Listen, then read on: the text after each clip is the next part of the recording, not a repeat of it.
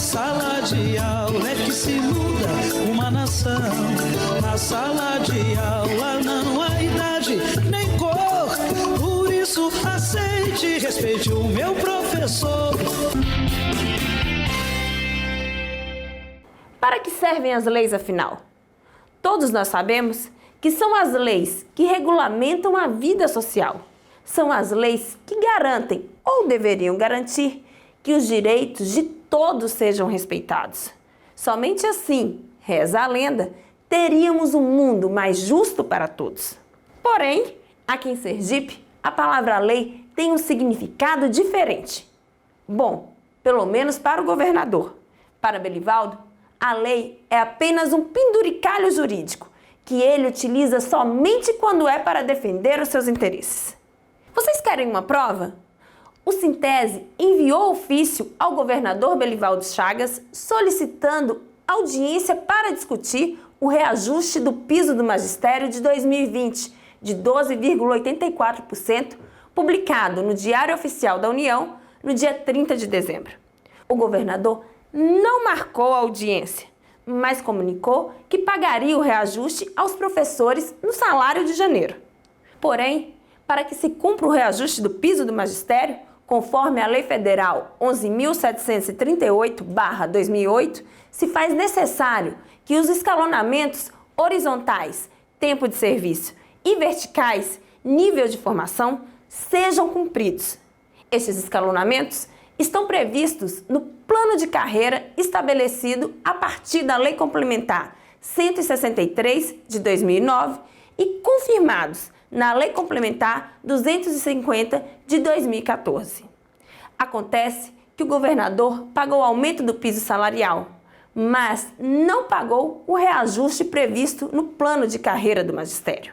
Ou seja, Belivaldo está agindo como se fosse um xerife em um filme de Velho Oeste americano, onde ele é a lei. É bom lembrar ao governador que, por mais que ele tente tratar professores e professoras como foragidos da justiça, são eles os verdadeiros mocinhos e mocinhas neste bang-bang de quinta categoria que ele transformou a educação do Estado. Sergipe não é terra de ninguém. Sergipe não é terra sem lei, governador. E a estrela não está no seu peito, e sim no nosso. Está no ar o TV Sintese.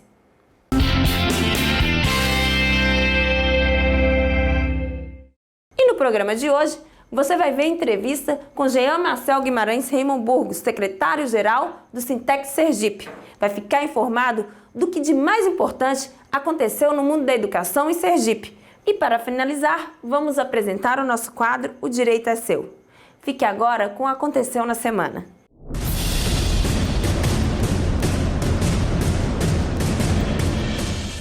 Em Itaporanga, comunidade faz pressão e SEDUC abre mais vagas no ensino médio em tempo parcial. Após cobrança e pressão por parte de mães, pais e estudantes, a Secretaria de Estado da Educação, do Esporte e da Cultura, SEDUC, abriu mais 120 vagas para matrícula no primeiro ano do ensino médio em tempo parcial na cidade de Itaporanga da Ajuda. A abertura das novas vagas foi anunciada na manhã da última terça-feira, dia 28, em audiência entre a comunidade, técnicos da SEDUC, dirigentes do Sintese, Conselho Tutelar e Prefeitura de Itaporanga. Prefeitura de São Domingos faz festa, mas não paga 13º ao magistério. Hoje é dia 1º de fevereiro de 2020 e até o momento, professores e professoras das escolas municipais de São Domingos não receberam o 13º de 2019. Enquanto isso, o prefeito Pedro Silva ignora o Ministério Público e o Tribunal de Contas e realizou no último final de semana, 25 e 26 de janeiro, a festa relativa aos Santos Reis. Ao saber da realização do evento, o Sintese solicitou a intervenção do Ministério Público para que o município de São Domingos cumprisse a Resolução 280 de 2013, alterada pela Resolução 259 de 2016 do Tribunal de Contas, em não fazer festejos enquanto estivesse em dívidas com os servidores públicos municipais. O Aconteceu na Semana vai ficando por aqui. Assista agora ao nosso quadro O Direito é Seu.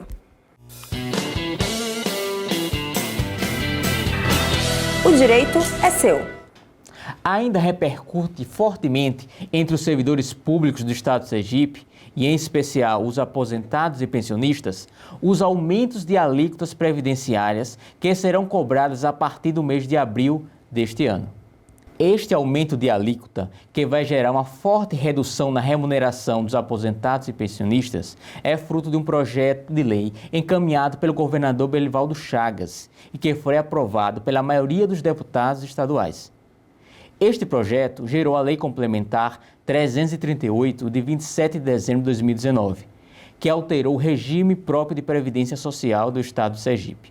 Neste contexto, de perspectiva de redução salarial dos aposentados e pensionistas do Estado de Sergipe, os profissionais do magistério, professores que estão na ativa ou estão aposentados, ainda terão que enfrentar outro problema, que é a completa e absoluta destruição da progressão funcional, baseada na titulação ou habilitação, definida pelo plano de carreira do magistério.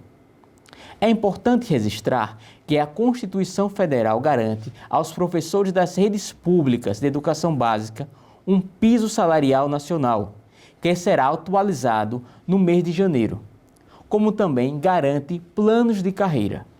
Já a Lei de Diretrizes e Bases da Educação, LDB, garante no seu artigo 67, caput inciso, o piso salarial profissional, a valorização dos profissionais da educação e a progressão funcional baseada na titulação ou habilitação, fazendo nos termos do artigo 67. O sistema de ensino promoverá a valorização dos profissionais da educação, assegurando-lhes, inclusive, nos termos dos estatutos e dos planos de carreira do Magistério Público. 3.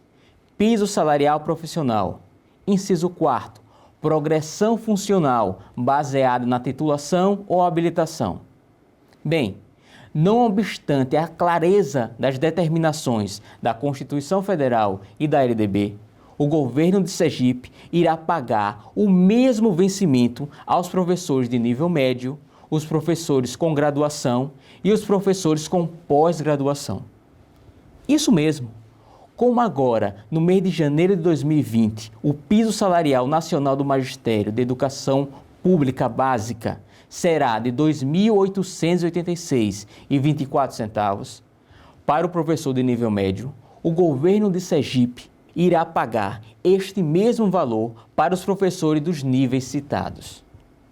Com esta medida, o governo Belivaldo Chagas está acabando com a carreira do magistério e, por consequência, desvalorizando os profissionais do magistério, desrespeitando a Constituição Federal e a LDB.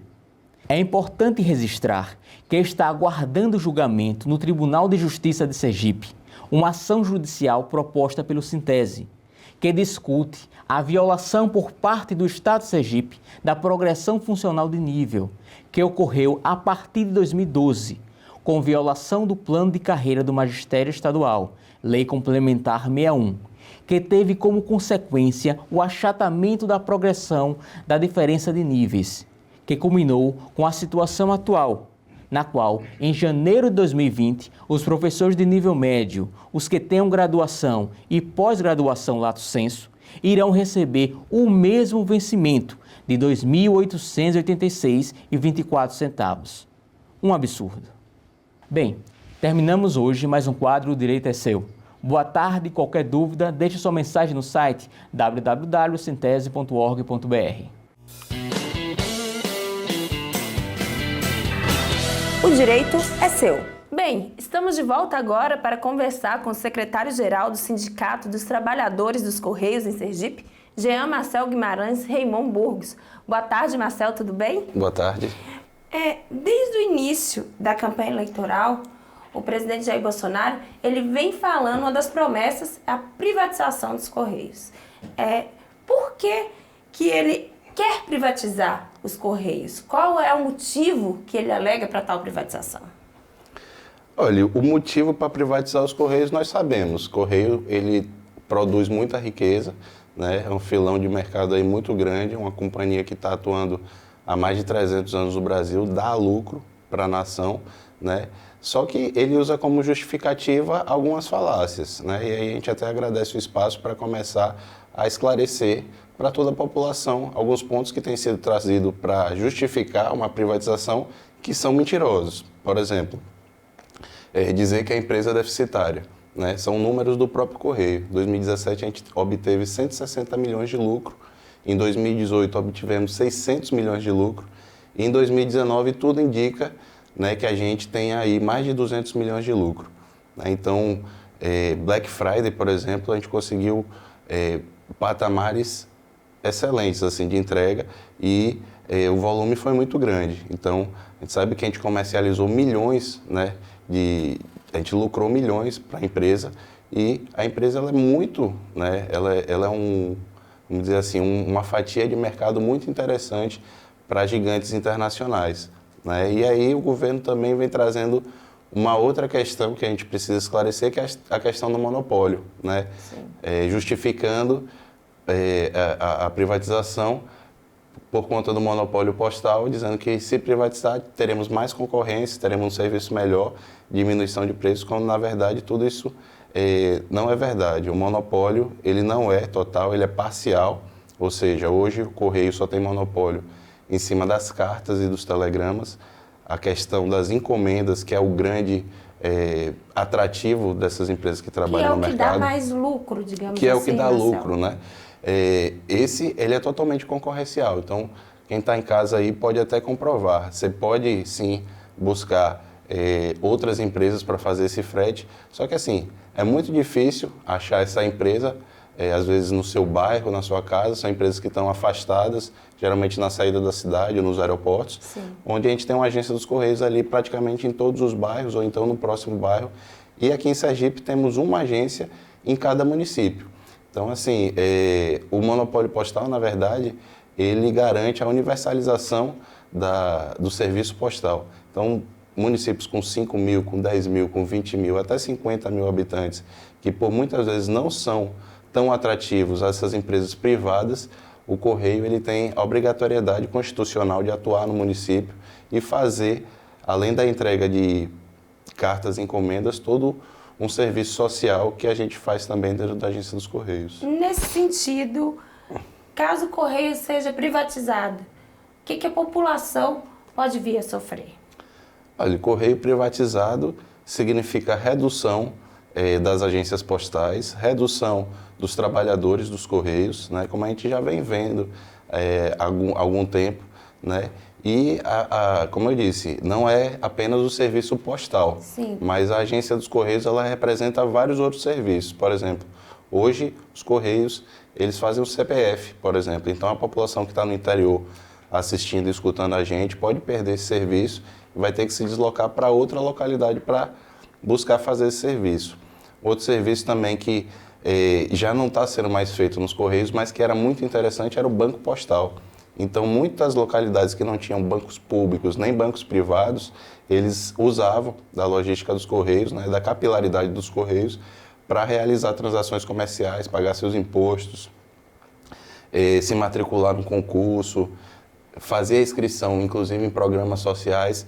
Então, assim, são uma série de recursos, é um balcão de cidadania, os Correios, na verdade. Então, o governo deveria tratar de melhorar, de aperfeiçoar, de aumentar o serviço e não diminuir, extinguir, né, como o Bolsonaro colocou em campanha.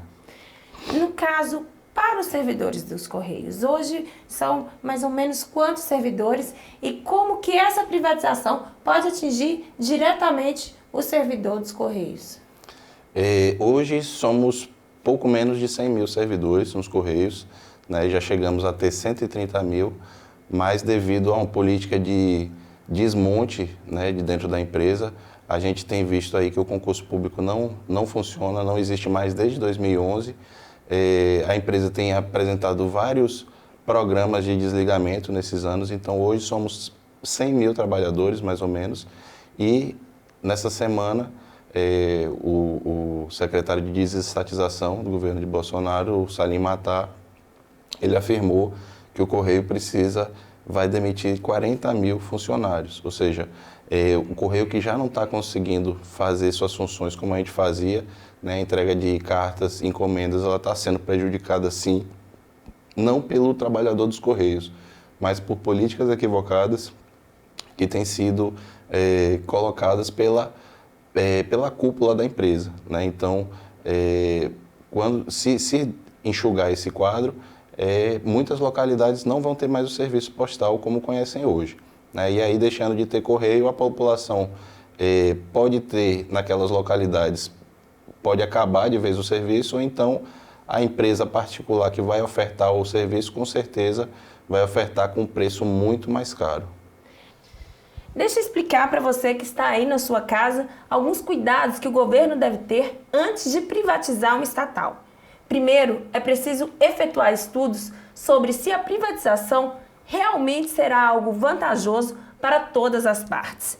Isso quer dizer que antes de colocar a empresa à venda, é preciso provar que tirá-la das mãos do governo e passá-la para a iniciativa privada fará com que ela opere de maneira mais saudável, que haverá redução dos gastos do governo para aquele setor, que o serviço oferecido para a população seja de qualidade igual ou superior.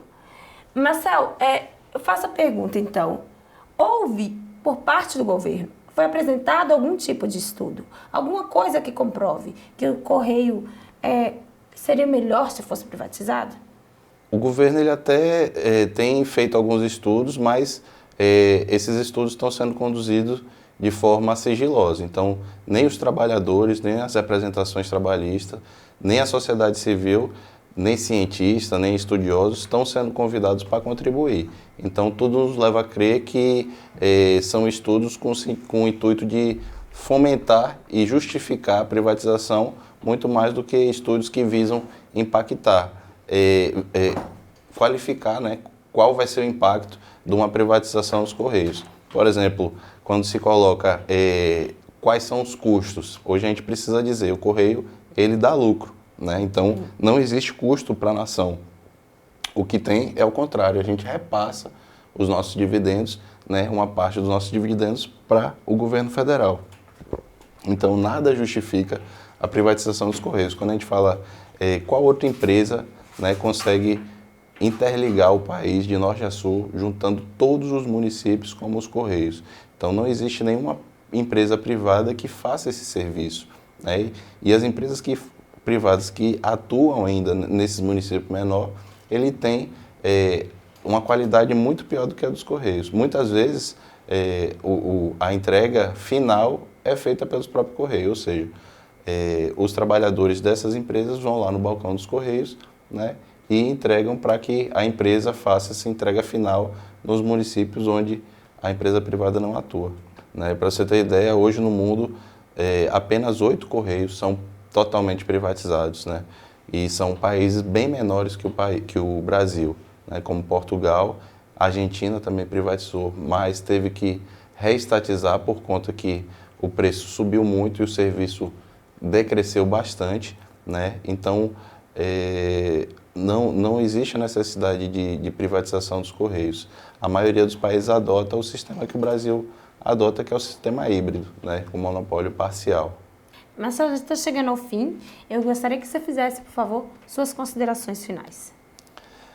Eu acho que a gente precisa refletir um pouco, né, sobre tudo isso que está acontecendo no nosso país, principalmente esse projeto que não é só nos Correios de privatização, né? A gente viu aí a Petrobras sendo varrida do Nordeste, então milhares de postos de trabalho, o INSS também está um caos, né? Então é um desmonte total em tudo que é público, em tudo que é da nossa soberania, serviço público para a população, né? Então acredito que no ano eleitoral que a gente precisa falar para a população é muito cuidado, né? E que não votem mesmo, que não votem em pessoas que não tenham compromisso com os trabalhadores, que não tenham compromisso com a classe trabalhadora, né? E que preferem estar aventando essa política neoliberal que tem retirado direitos, né? Tem propagado aí fomes, indignação, né? Em vários povos daqui do Sul da América. Muito obrigada, Marcel. Obrigado. Quero agradecer a você de casa também por mais um sábado com a gente. A você, boa tarde e boa sorte. Na sala de aula é que se muda uma nação. Na sala de